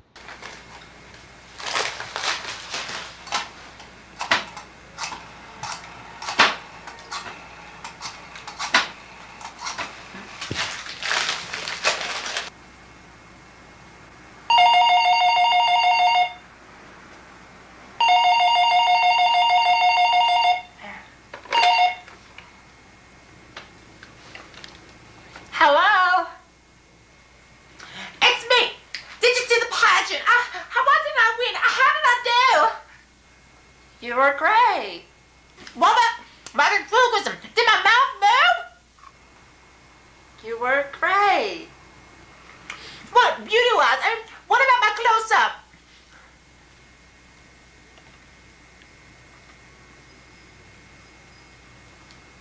My mom has to use the phone. About my close-up? I gotta go.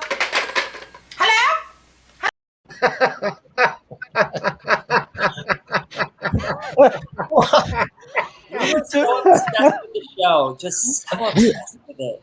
So then we have a moment where Jack plays a choreographer. Now, Bobby, I don't know if you remember this, but Jack and I knew all the subtext that you would teach for, let's say, for girl power.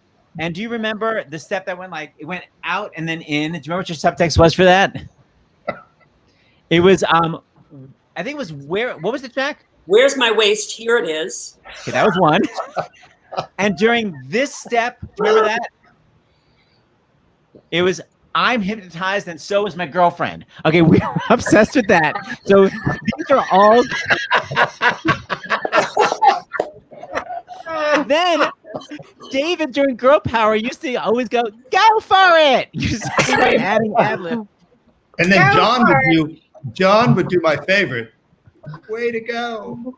Way to go.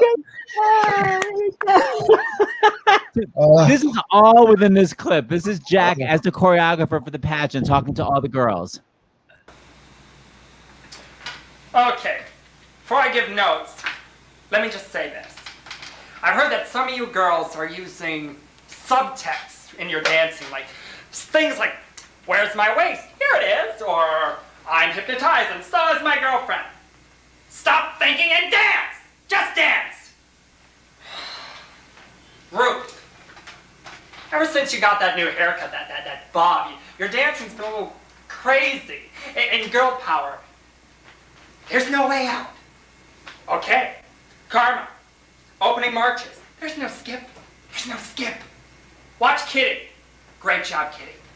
Good job in the opening number. Okay, Bonnie. Shuffle, hop, step, step, shuffle, hop, step.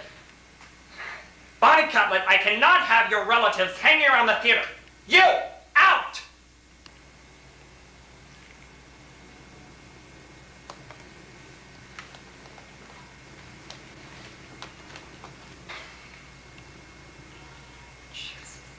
And Miss Summerford.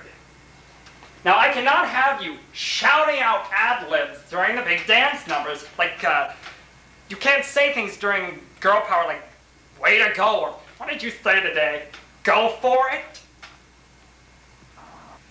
Okay. Nose job. Too upset.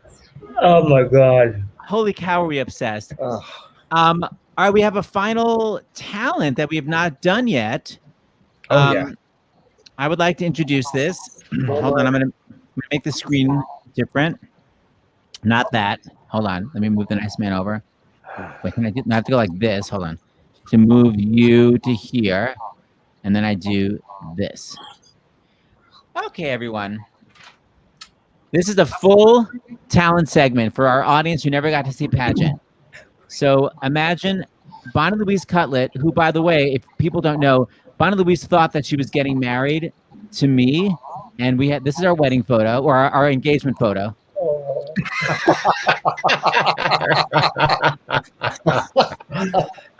You've come a long way, baby. Another visual. Okay, here we go. Miss Great Plains, Bonnie Louise Cutlet, will present a dramatic recitation of her own composition.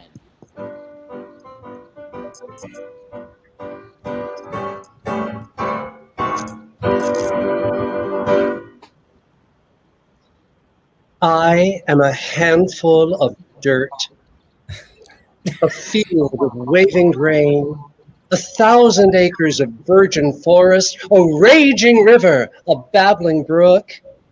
I am the land. I am the land. Shh, listen. When you pierce me with your tools, do you hear me crying? When you gnaw at me with your big machines, do you hear my screams? When you reap my bounty year after year after year, do you hear the howling wind bearing me away into the angry sky? Well, do you? You sing America the Beautiful, oh yes, even as you make me America the Ugly. You say you love me, even as you ravage me. I trusted you, but you have used me and forsaken me, so now I am racked with pain. Waste, disease, desolation, pollution, and rot. You must choose. Yes, you. What's it to be, America? Pollution or paradise? Yes. Oh, yes. Come, let us love one another again before it is too late. We belong together, you and I, for you are the good people of the United States of America, and I am the land. Thank you.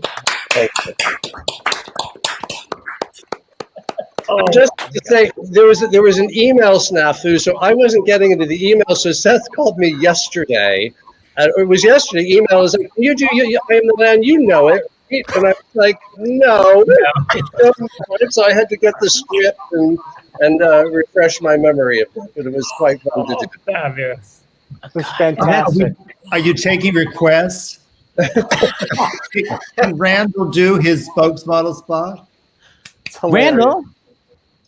What's that? Can you remember it? Spokesmodel spot. Do you remember facial spackle?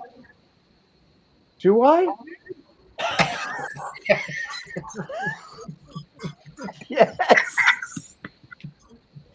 No, it's okay. It's okay. Oh, come on. How many times? I remember you pointing to the audience. Silence. I know the first line. What is it? I don't remember. You have an enlarged pore. Do you have Oh, an right. enlarged You have an enlarged You have an enlarged pore. That I do remember. Do you have an enlarged pore? That's it. Do you have an enlarged pore, cleft, pit, indentation in your skin? Well, ordinary makeup's not going to cover that up. That's why Glamorous invented smooth as marble facial spackle for the smoother you. That's right, facial spackle.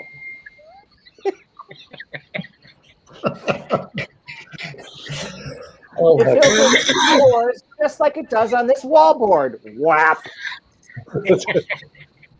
That was fantastic. That freaking wall. Then you made the sign of the cross on the wall. Yeah. Well, I think she goes, and it does it naturally. Right. And you did it like you didn't even know. It was like automatic. It was a little Linda Blair moment. It was fantastic. Yeah, she was just in her own, sale mode all the time, selling. And that was you would live. I can't remember. I can't believe I couldn't remember the first fucking line of that stupid thing. That was the enlarged pour. Of course it was. Right. Hilarious. You would specifically call out the audience. You'd be like, ordinary makeup won't cover that up. And you literally point to a specific person. Yeah, I would do. I would say, do you have enlarged? Ordinary makeup's not going to cover that up. No. Yeah, you would work the crowd. It was good.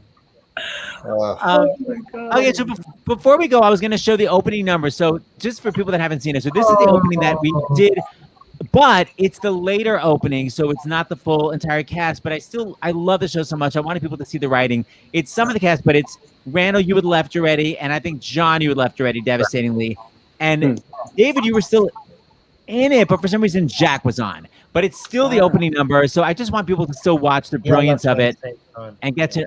Or maybe Eric was. All I know is that Jack, you're Miss Deep South, and poor Keith Allen is not from Miss Bible Belt, and his Bible Belt thing falls to the floor on TV. It was devastating, but it's brilliant, and the staging is so good. And Jack, for some reason we used to always do the dance break whenever we would go swimming together. Do you remember? Always. I don't know but why. the joke was that we'd be hit by a wave in the middle of it or something. Anyway. Why? We're so obsessed with the show. Anyway, this is for the audience. I never got to see this opening. It is so brilliant. Everyone, please enjoy. I give you, as if they were mine to give, the girls of Glamoress from the smash hit Pageant. Enjoy. We are natural born females, and we want to sing it loud. We are natural born females, and we're proud.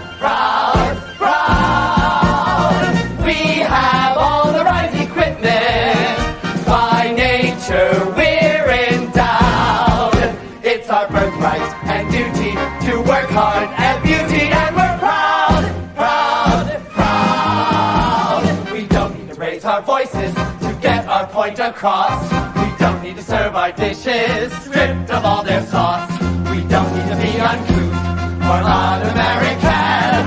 We don't have to stay on top by acting like a man. And speaking of that, our master of ceremonies is a perfect specimen, a personal friend of Wayne Newton, the host of TV's most popular new hit, the show that makes you the star, America's stupidest people. Frankie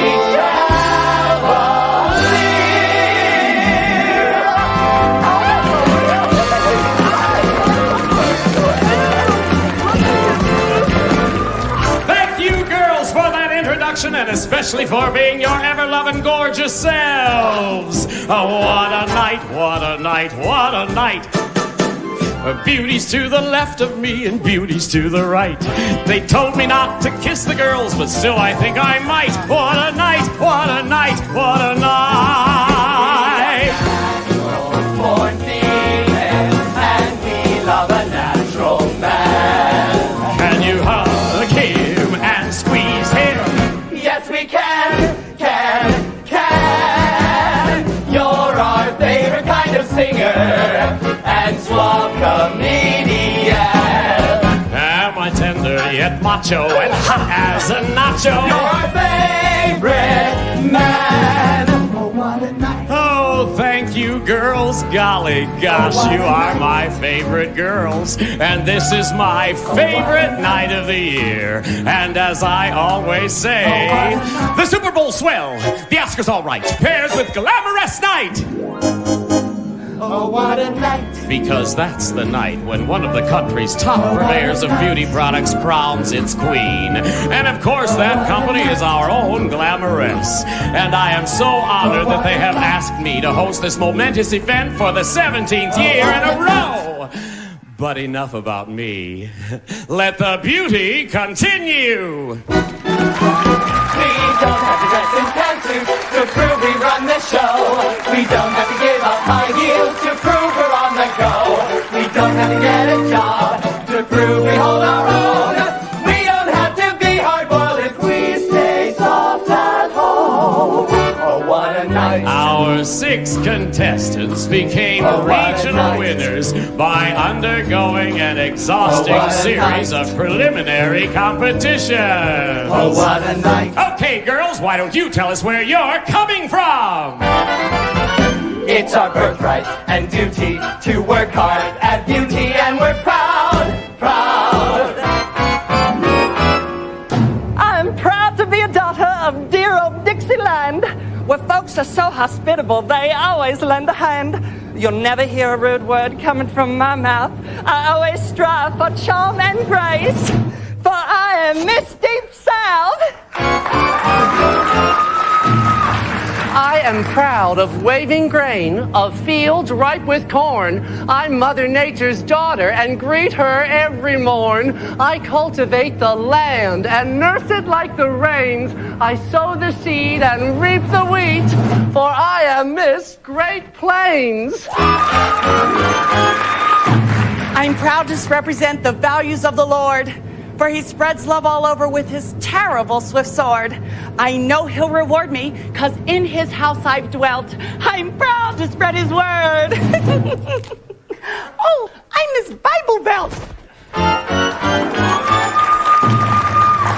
I am proud of plenty, especially of my state, where losers just skedaddle and winners congregate. Those who don't adore us truly do perplex us. I'm a button-bustin' Lone Star gal and proud to be Miss Texas. I am proud of living on the San Andreas Fault. I'd rather live life on the edge than safely in a vault. Of all the lives I've ever lived, I like this the most. I'm free, I'm me, it's meant to be. For I am Miss West Coast. I'm proud that Lady Liberty, as for the tired and poor, we're a land of many nations, and there's always room for more. When my relations came here, their opportunities increased. I'm the pride of progress, Miss Industrial Northeast.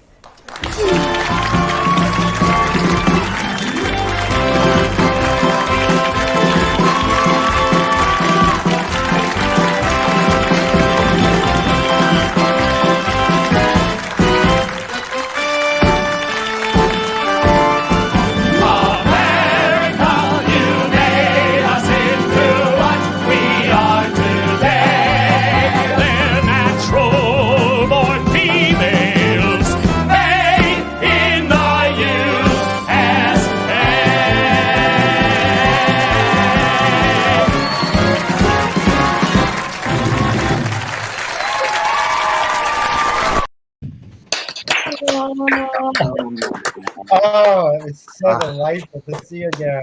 Didn't there used to be a pinwheel in that? They took a cut in that number, right? Pinwheel. The natural born females was longer, and we did a cut, and it was to tracks, so we had to time our speeches and everything to these pre-recorded tracks. It was really tricky. I must have done it because I was in it, but I have no memory of it.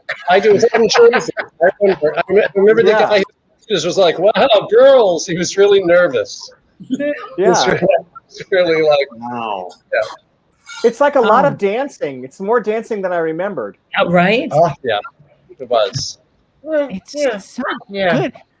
I love that. I would- What a night stuff. I mean, It's always remember so this fun. song, you know, going Like, on and up way- and down and up. That's hilarious. That freaking stuff was hilarious. Yeah.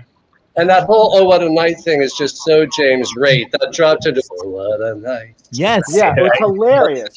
It's just so James. It's so unexpected and witty. It's Yeah. And Bobby, Scott Salmon was the choreographer of La Cage, and he did the Miss America pageants for years. Yeah. He came to see the show and went crazy, particularly for the musical stages.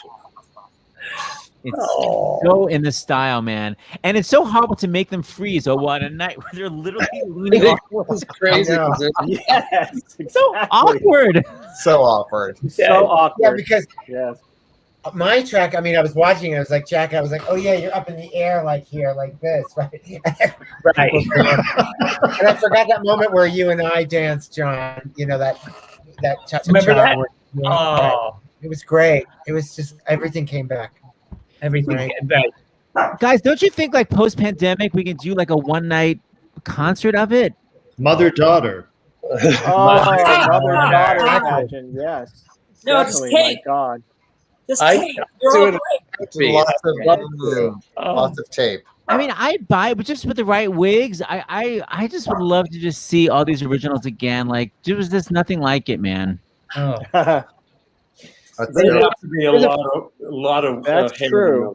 But one of the beautiful things about it is that we knew it was special at the time. It wasn't like at the time we thought, oh, it's another show, and then we looked back. And No. you know, I mentioned earlier, you know, when my time at Pageant came to an end, I went through that bad health spate.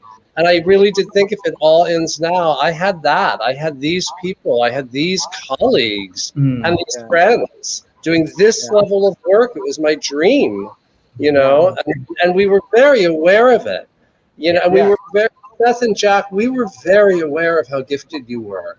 We really were. It wasn't like, oh, they're the two new kids, like any other two new kids. We knew you were singular talents. You know, we understood it was both of you had this singular comic POV, and then you were together creating a third comic POV that was a team. It was thrilling. It was absolutely thrilling to be a part of it. It was a joy. It was an honor.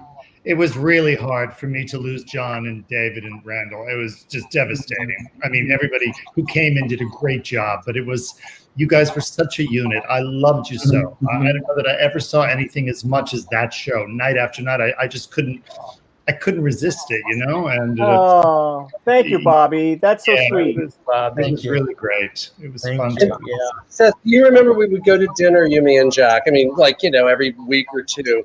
And you would say, I just think I'd love to be a comedian, but you really were on track to be a big Broadway star music director. And you were like, how would I do that? I mean, like, you just start doing that, you know, and you did, and look at you now. You figured it out. Yeah. You know, you did, but you really were like, how do I get from here to there? And I was like, well, you just take a step, and then you're a step closer. You guys were so nice to me, you know. I was just the conductor. I mean, it was just, you guys were just so amazing. It was amazing being backstage with you. I was in awe of you. But you made it so much fun. You were a great audience, Seth. I mean, you were backstage. You egged us on, so you were like our private audience before we went on. So that's why you were part of us. Yes. And you made Understudy rehearsals fun, Seth. You would always, you know, just have everybody laughing, and it made it easier to do. Oh, thank you. And you play a wicked piano. Yeah, you do. Yeah. That's what that, you know. Yes.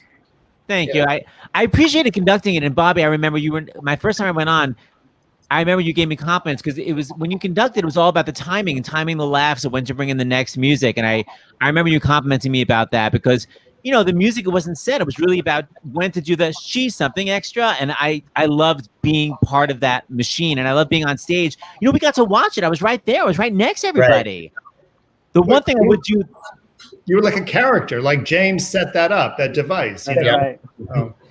I still have the time. I remember during Venus, during the whenever Jack would go on, I know he'd be doing the wrong harmony, so I'd have time to take my hand off the piano and hold my ear whenever he would go by at that moment. Yes. He was so mean about it because I could not find it.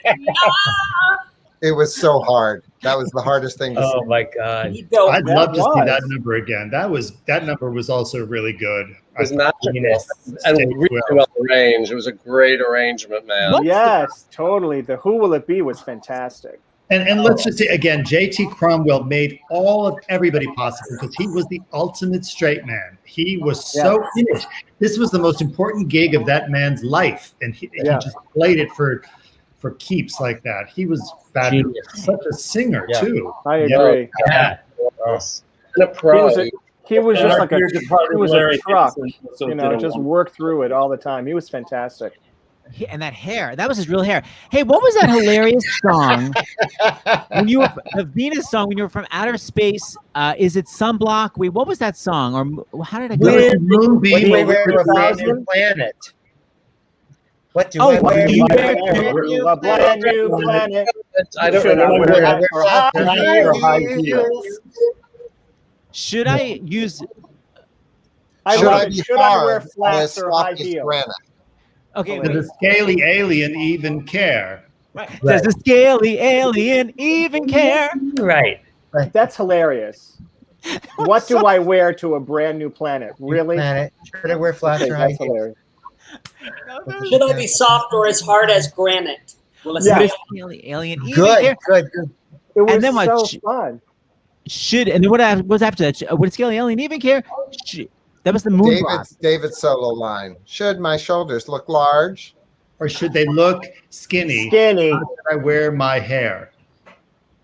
Right, I remember. We're getting dressed and changing wigs during this, right? Yes, we're yeah. all. We just Yes, did. exactly. So We're that like people literally understand. changing in the middle of the damn number. It was hilarious. It's When right.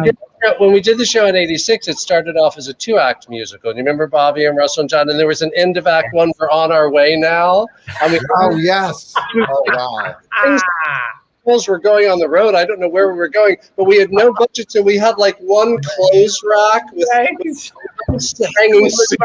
and like one girl had a suitcase, and this was supposed to be all our luggage we were packing for whatever big trip. It lasted 2 performances, and it was out. And Bobby made a good point when we were talking when we all met before about like anything that got in the way of the plot of the pageant had to go. It was too much. Well, remember the vignettes? yes, The vignettes. one smell at a time. Yeah.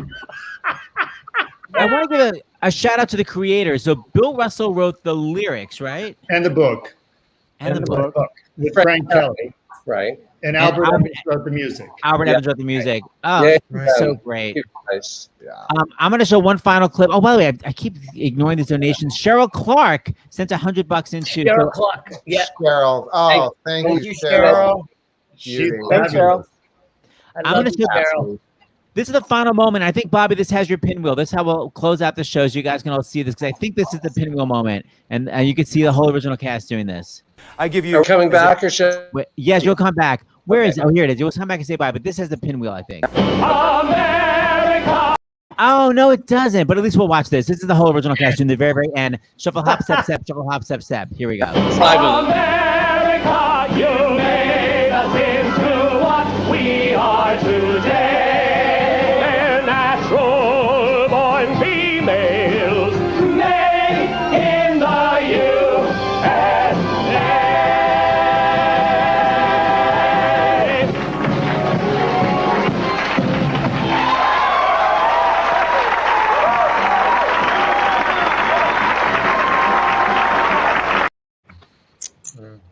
Every night. Every night standing screaming, and this is before anyone was doing it. It was not normalized drag or men playing women the way. That's right. That lyric has new meaning, doesn't it? America, you made us into what we are today. It's brilliant. Brilliant. Yeah. It is brilliant. Oh my God. Multiple meanings. All right, guys, it was an amazing night. Thank you, everyone, for being here. Thank you for donating. I really want to do that pageant reunion, so everybody start no carbs ASAP. Okay. All right. And Okay, thank you oh, to everyone God. who contributed tonight. It's all Thank you. empire. Thank you. Empire. The work you've done for 100 years now. Thank you, guys. Yeah. And Thank Seth, you. Man. you and James $1 million. We're so close. Yeah. Well, thank you for having us. Amazing. Thank you, guys. Here, Thank have a you, look. Seth. Love you all. Bye. Love you. So good to see you.